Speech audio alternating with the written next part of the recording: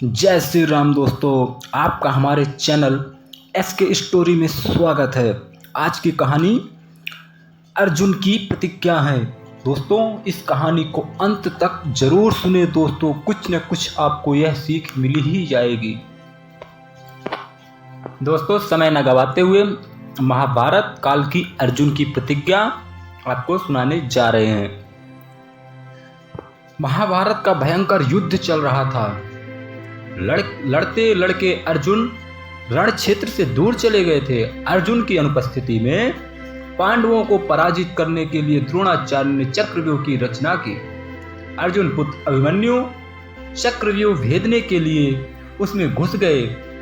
उसने कुशलता पूर्वक चक्रव्यूह के 6 चरण भेद लिए, लेकिन 7वें चरण में उसे दुर्योधन, जयद्रथ आदि 7 महारथियों ने घेर लिया और उस पर टूट पड़े।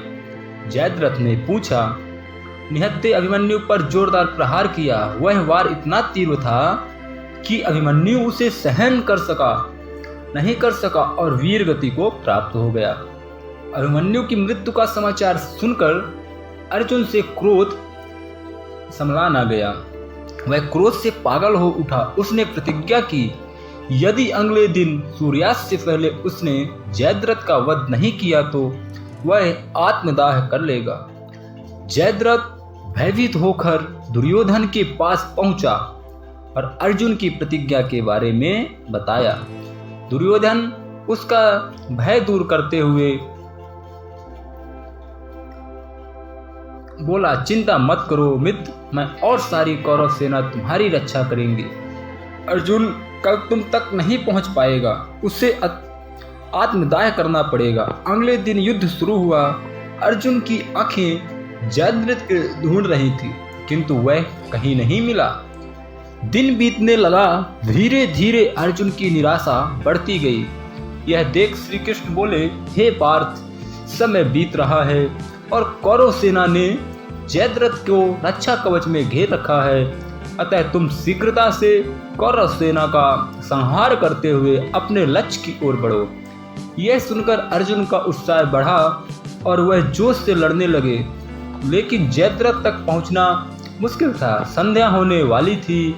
तब श्री कृष्ण ने अपनी माया फैला दी। इसके फलस्वरूप बादलों में छिप गया और संध्या का भ्रम उत्पन्न हो गया। संध्या हो गई और जब अर्जुन को प्रतिज्ञावश आत्मदाह करना होगा, यह सोचकर जयद्रथ और दुर्योधन खुशी से उछल पड़े। पूछो तो खुशी का उनका ठिकाना न था। अर्जुन को आत्मदाह करते देखने के लिए जयद्रथ कौरव सेना को आगे आकर अट्टहास करने लगा। जयद्रथ को देखकर श्री कृष्ण बोला, पार्थ, तुम्हारा शत्रु तुम्हारे सामने खड़ा है। उठाओ अपने गांडीव और वध कर दो उसका। वह देखो, अभी सूर्यास्त नहीं हुआ है। यह कहकर उन्होंने अपनी माया समेट ली। देखते ही देखते सूर्य बादलों से निकला आया। सबकी दृष्टि आसमान की ओर उठ गई। सूर्य अभी भी चमक रहा था। यह देख जयद्रथ और दुर्योधन के पैरों तले जमीन खिसक गई। जयद्रथ भागने को हुआ, लेकिन तब तक अर्जुन ने अपना गांडीव उठा लिया था। तभी श्री कृष्ण चेतावनी देते हुए बोले, हे अर्जुन, जयद्रथ के पिता ने इसे वरदान दिया था, जो इसका मस्तक जमीन पर गिराएगा उसका मस्तक भी 100 टुकड़ों में विभक्त हो जाएगा। इसलिए यदि इसका सिर जमीन पर गिरा तो तुम्हारे सिर को भी 100 टुकड़े हो जाएंगे।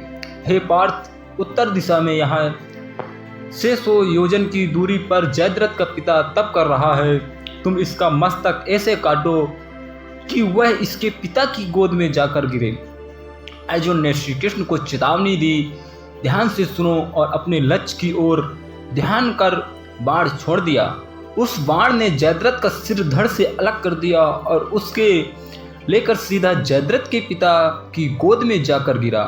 जयद्रथ का पिता चौंक कर उठा तो उसकी गोद में से सिर जमीन पर गिर गया। सिर की जमीन पर गिरते ही उनके सिर के भी 100 टुकड़े हो गए। इस प्रकार अर्जुन की प्रतिज्ञा पूरी हुई।